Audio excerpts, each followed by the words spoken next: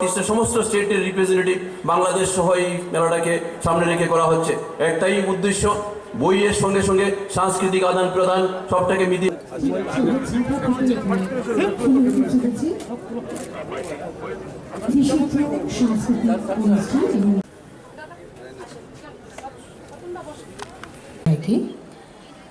তিনি তার বক্তব্য রাখবেন। মোহাম্মদ জুবাইদ।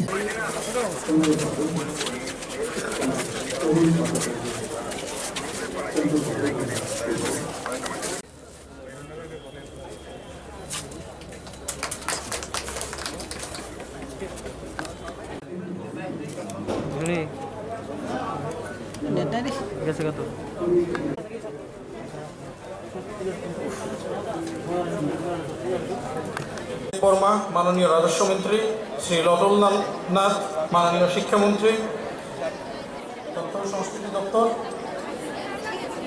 এবং আমন্ত্রিত অন্যান্য অতিথিবৃন্দ,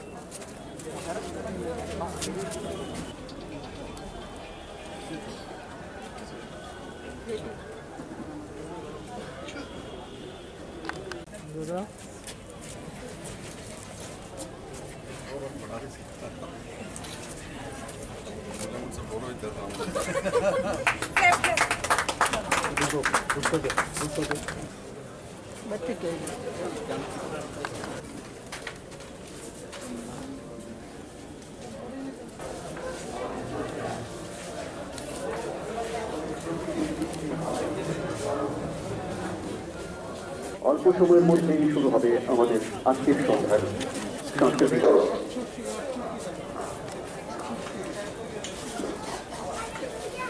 কমিশন আগরতলা।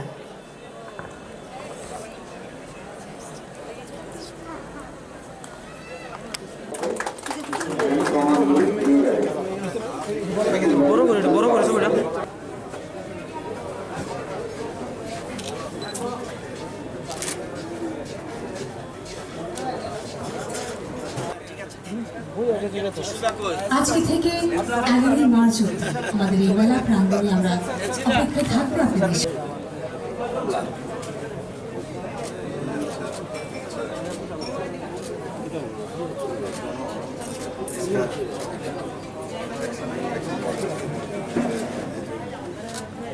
এই কথা অনুরোধ রাখবো, কোভিড যে বিষয় যেটা আছে আমরা অনুরোধ করেছি সবাইকে, সমস্ত মেলার যারা পাবলিশার সবাইকে আমাদের এই যে কোভিডকে মাথায় রেখে স্যানিটাইজার ইত্যাদি যে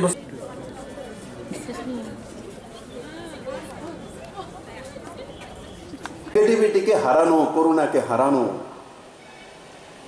সে মানসিকতা থেকে বেরিয়ে আসা, আশার আলো দেখা, তাতে লাভ হয়েছে। और धीरे धीरे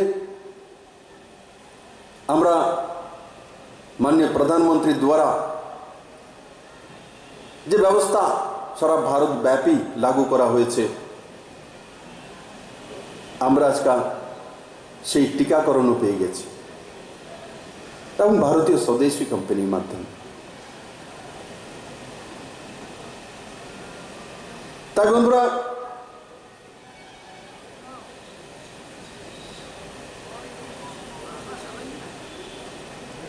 সাহিত্য, কলা, সংস্কৃতি এ রাজ্যের রাজন্য যুগ থেকে এই 39তম বইমেলা হচ্ছে। অনেকে আছে বলেন যে বইমেলা ওনারাই আবিষ্কার করেছে।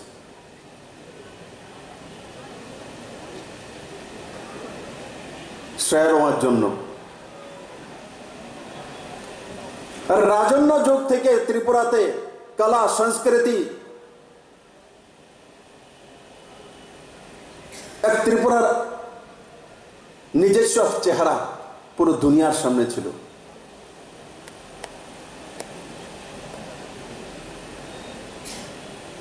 রবীন্দ্রনাথ ঠাকুরকে যারা শ্রেয় নিতে চায় এনারা আনেননি ত্রিপুরাতে।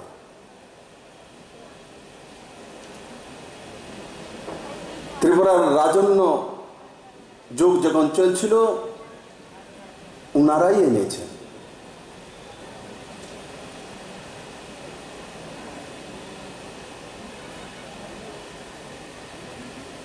তাই বন্ধুরা, ত্রিপুরার কলা সংস্কৃতি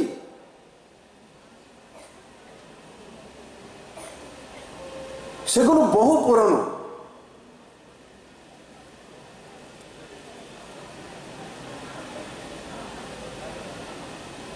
আর আজকে এই সরকার আসার পর আমাদের যে বীরচন্দ্র লাইব্রেরি আছে তাকে আধুনিকীকরণ, তার জন্য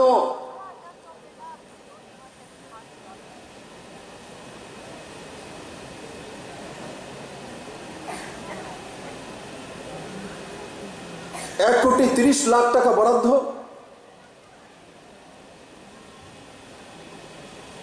বিভিন্ন সাব ডিভিশনে, ব্লকে, পঞ্চায়েত স্তরে আরডি ডিপার্টমেন্টের মাধ্যমে, ডিস্ট্রিক্ট লাইব্রেরিগুলো 8টি লাইব্রেরি আছে, সেগুলোকে মডার্নাইজেশন, ইন্টারনেটের ব্যবস্থা,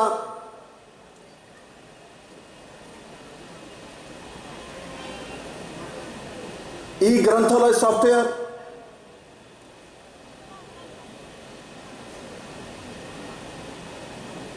ভিডিও কনফারেন্সিং এর ব্যবস্থা ওয়াইফাই এর মাধ্যমে,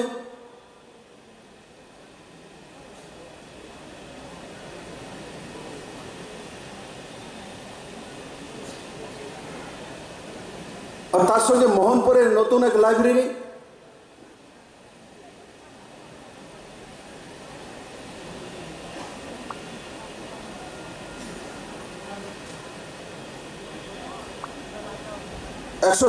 টি পঞ্চায়েতে লাইব্রেরির ব্যবস্থা, এই সবগুলো কাজ রাজ্য সরকার হাতে নিয়েছে। তার সঙ্গে সঙ্গে আমাদের যে সেন্ট্রাল লাইব্রেরি রয়েছে তার বিউটিফিকেশন, আমি যেখানে গিয়ে পড়বো, 3 ঘন্টা বসবো, সেই জায়গায় তার পরিবেশ সৃষ্টি করা, আধুনিকতম ব্যবস্থা করা,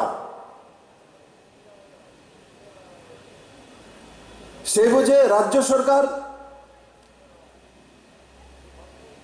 বাজেট থেকে অতিরিক্ত ধনের ব্যবস্থা করেছে।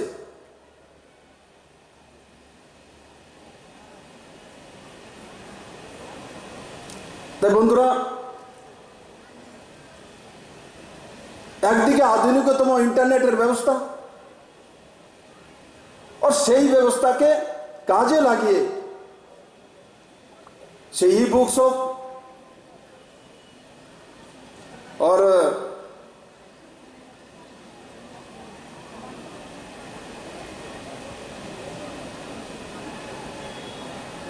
साइबर कैफे थ्रू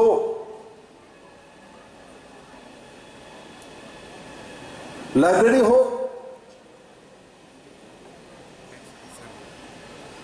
সেই দিশাতে রাজ্য সরকার কাজ করছে।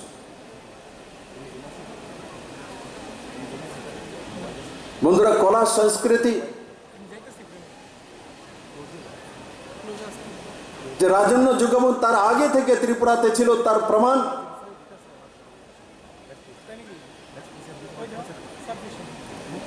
ঊনকোটির থাঙ্গা ডালং পদ্মশ্রী, বেনিচন্দ্র জমাতিয়া গোমতী জেলার মহারানীর, সত্যরাম রিয়াং সাউথের শান্তিবাজারে, 3টি পদ্মশ্রী ত্রিপুরা কেন পেয়েছে লাগাতার? 2019-এ 2টি আর 2020-এ 1টি।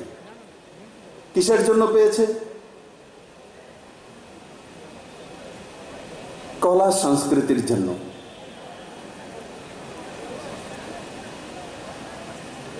এগুলো প্রমাণিত করে ত্রিপুরার ভূমি উৎকৃষ্ট কলা সংস্কৃতি এবং বিদ্যার ভূমি।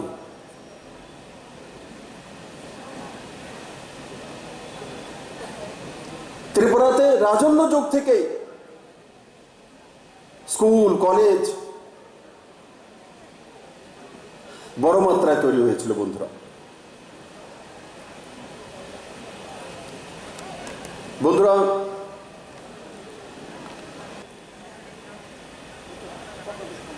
और कल को एलाम রাস্তার দুই ধারে রাস্তাঘাট ত্রিপুরার অন্য চেহারা দেখছি, ত্রিপুরার পরিবর্তন হয়ে যাচ্ছে। আমরা হয়তো বা ত্রিপুরাতে বসবাস করি, আমাদের চোখে হয়তো পড়ে না পরিবর্তনগুলো। বাইরে থেকে কোনো ব্যক্তি যখন ত্রিপুরাকে দেখে তো বলে 3 বছর আগে ত্রিপুরাকে কি দেখেছি, আজকে ত্রিপুরা কোথায় দাঁড়িয়ে আছে।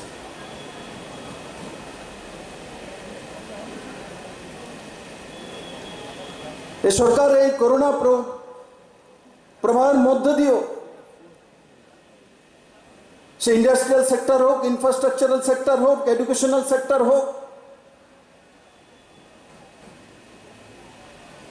গ্রামীণ বিকাশ মন্ত্রণালয়ের সেক্টর হোক, প্রাইমারি সেক্টর হোক, প্রত্যেক দিশাতে সঠিকভাবে সময়ের মধ্যে কাজ করে যাচ্ছে।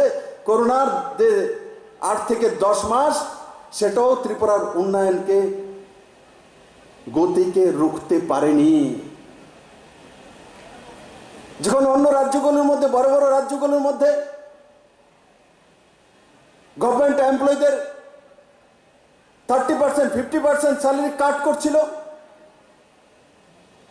আমার ছোট্ট ত্রিপুরা রাজ্যে কিন্তু সেটা করিনি। আমাদের মাতৃভূমি, আমাদের কর্মভূমিতে সেটা হয়নি। আমরা কোনো এমপ্লয়ের এক নয়া পয়সা পর্যন্ত কাট করিনি, বরং কাউকে আন্দোলন করতে হয়নি, কাউকে ডেপুটেশন দিতে হয়নি।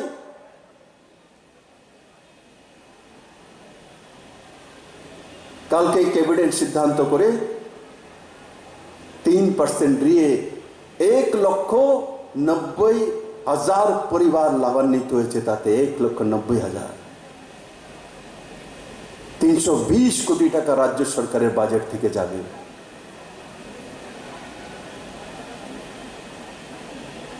তার আগে কোনো উদাহরণ আছে ত্রিপুরাতে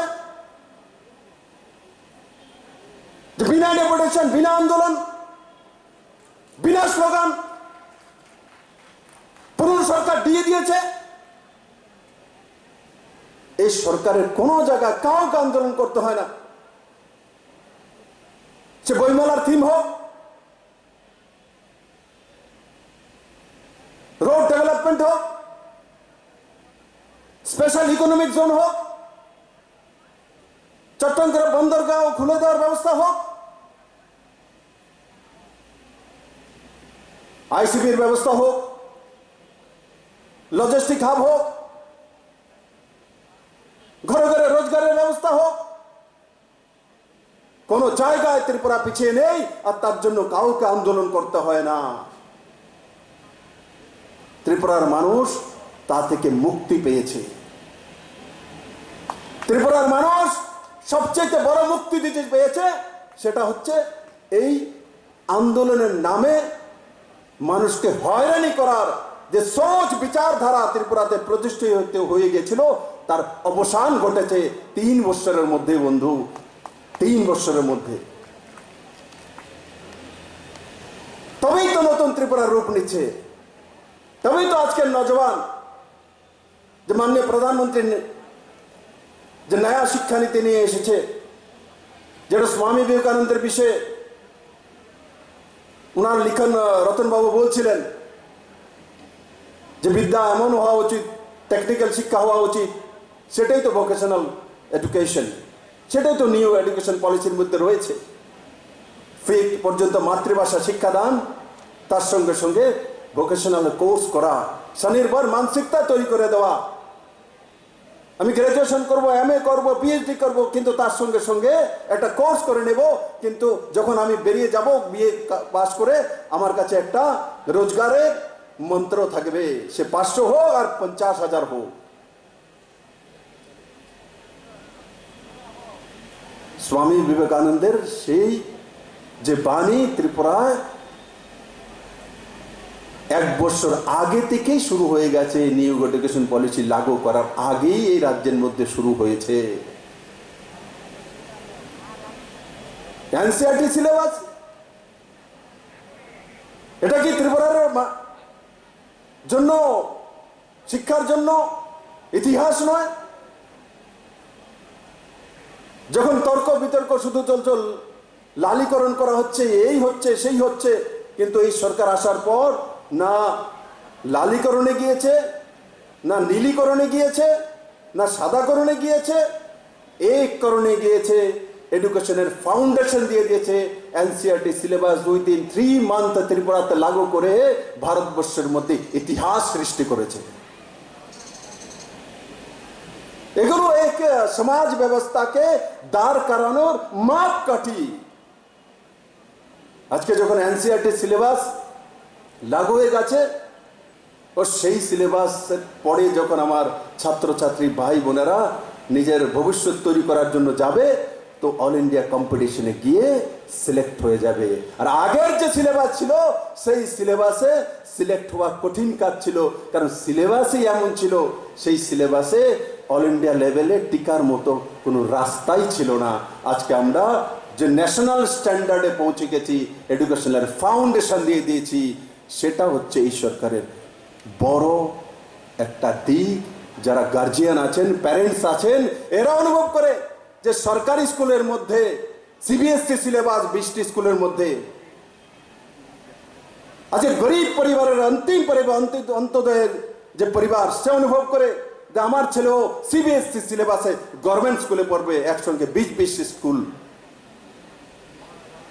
এখন সেই মা অনুভব করে যে আমার ছেলে যে বনেদি স্কুলের মতো সরকারি স্কুলের মধ্যেও প্যারেন্টস টিচার মিটিং হয়, আর একদিনে 1,80,000 গার্জিয়ান তার মধ্যে পৌঁছে যান। এগুলো পরিবর্তন নয়, এগুলো নতুন ত্রিপুরার উদাহরণ নয়, এগুলো মডেল ত্রিপুরার উদাহরণ নয়। প্রত্যেকটি সেক্টরে ত্রিপুরাতে, আগরতলাতে বহু টেন্ডার হয়ে গেছে, কাজ শুরু হয়ে গেছে। High rise building, lighthouse, 2,500 flat, 14 তারা building, 5 star hotel, multi parking পুরনো মোটর স্ট্যান্ডে 3 মঞ্জিলা পর্যন্ত পার্কিং থাকবে। কেউ কল্পনা করেছিল 3 বছর আগে? তারা আইডিয়া ছিল ত্রিপুরা রাজ্যের মধ্যে যে আগরতলাতে 3 মঞ্জিলা পর্যন্ত পার্কিং হবে? তার সুদ ছিল পুরনো সরকারের।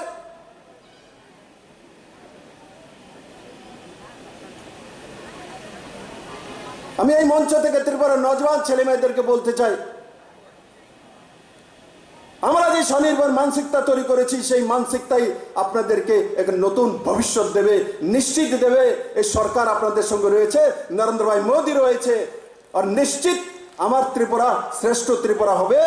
আর আমরা সবাই মিলে আমাদের নতুন প্রজন্মকে এক নতুন ত্রিপুরা উপহার দিয়ে তাদেরকে শ্রেষ্ঠ ত্রিপুরার দিকে নিয়ে যাব। তাই বন্ধুরা, আমি আশা করি এই বইমেলার মাধ্যমে বই কেনা বা বই পড়া, তার চাইতে বড় বিষয় হচ্ছে মানসিকতা তৈরি করা। তার চাইতে বড় বিষয় হচ্ছে মানসিকতা তৈরি করা, প্রো পজিটিভ আর ডেভেলপমেন্ট মানসিকতা তৈরি করা, উন্নয়নের মানসিকতা, পজিটিভ মানসিকতা, স্বনির্ভরতার মানসিকতা, আত্মনির্ভরের মানসিকতা, পাঞ্চুয়ালিটির মানসিকতা, গুড ম্যানার ম্যানেজমেন্ট।